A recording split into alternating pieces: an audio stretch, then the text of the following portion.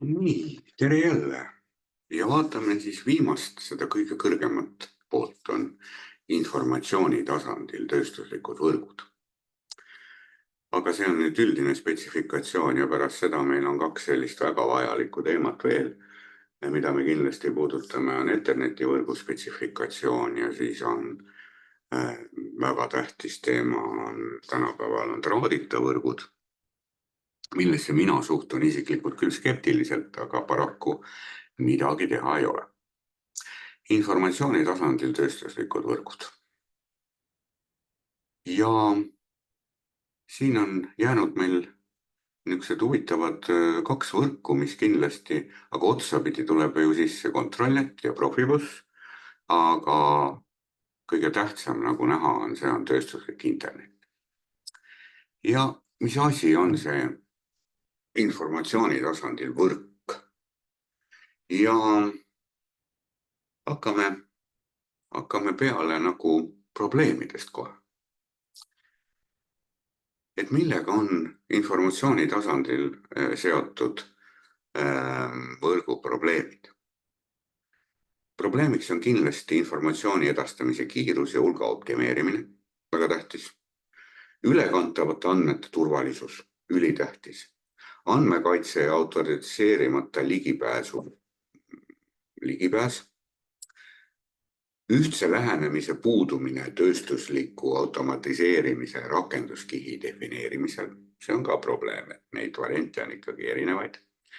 Ja väga paljud erinevate võrkude lahendused on kokkusobimatud, kuna need erinevad sidesüsteemi arhitektuurist, rakenduskihi protokollide poolest, objekti orienteeritud modelleerimise ja süsteemide konfiguratsioonimudelite poolest. Kõige laialdasemalt kasutatavaks võrguks sellel tasandil kaasaegsetes süsteemides on Ethernet ja Ethernet tüüpi LAN ja WAN võrkude kasutamine on interneti kiire arengu ja olulisuse poolest põhjused, miks tööstuslikus automatiseerimises ollakse huvitatud Ethernetist ja TCP, IP, UDP-st ja nii edasi.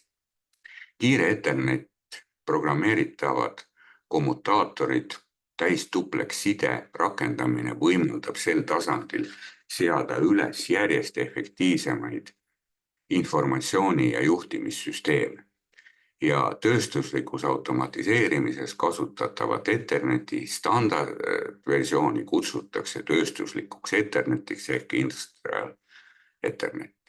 Mitmed organisatsioonid on ühendanud jõud, et arendada välja üldine tööstusliku Etherneti protokoll.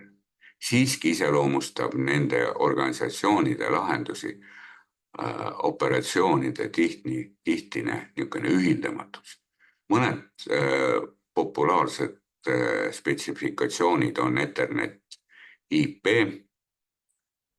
Foundation Feld XP Ethernet, Interbus, Open Modbus, Profinet 1.0.2.0 ja IDA. No need on mõned näited. Ja siin slaidis on nad ilusti ka välja toodud. Nii et selles mõttes üritatakse luua, aga mulle endale nagu sümpatiseerib selle poole pealt kindlasti tööstuslik internet ehk klassikaline internet. Mõned kõige olulisemad põhjuseks, mis Ethernet ei ole võimeline tagama ajaintervalli, mille jooksul süsteem peaks vastama välistele sündmustele.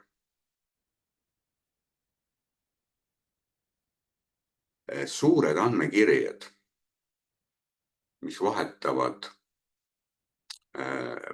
kus võrgus toimub vahetamine, blokeerivad tihti teiste sõlmede seadmete ligipääsu võrgule pikaks ajaks.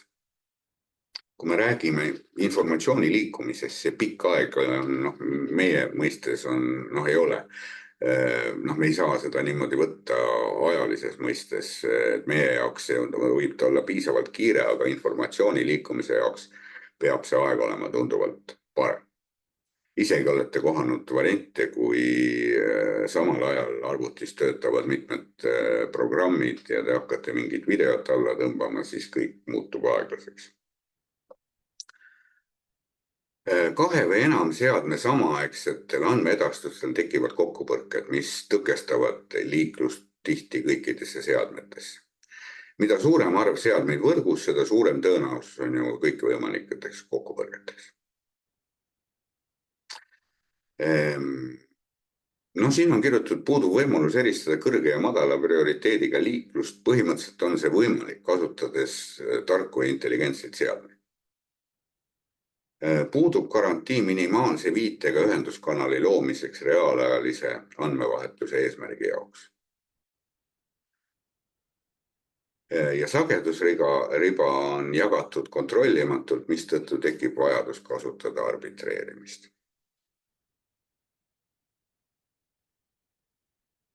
Nii et selles mõttes kindlasti ja kui me paneme siia juurde päris palju kõikvõimalikke turvalisuse probleeme ja muid asju, siis jah, ideaalset lahendust ei ole, aga Ethernet ikkagi on laialt kasutusel.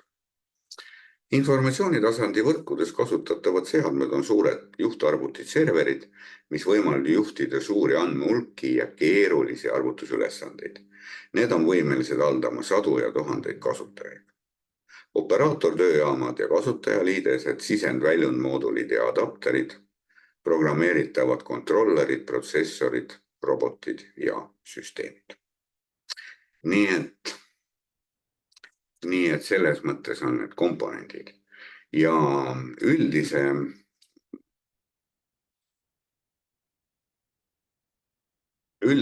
iseloomuga andmete vahetamisel siis kasutatakse suurte kirjete puhul, mis ei ole ajakriitilised. Andmevahetus toimub läbi lühikese elueaga konkreetsete ühenduste.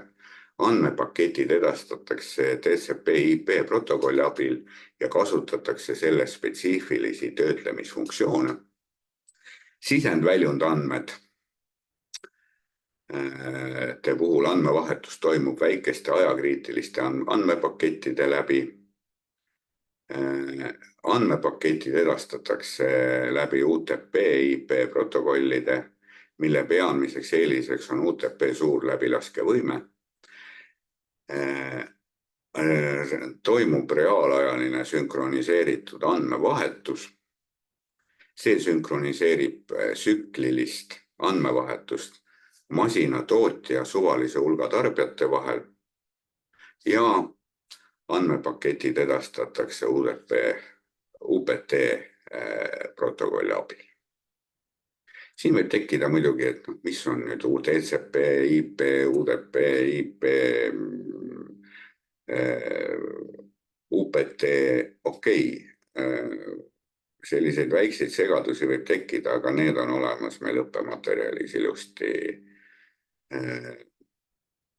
välja toodud tesauruses, saate lühendid vaadata ja ka õppematerjali tekstis, nii et kindlasti materjal läbi ja läheme järgmises teemas edasi tööstusliku Etherneti juurde ja vaatame, mis see Ethernet üldse on ja mis on tema plussid, mis on tema miinused ja millest ta siis koosneb.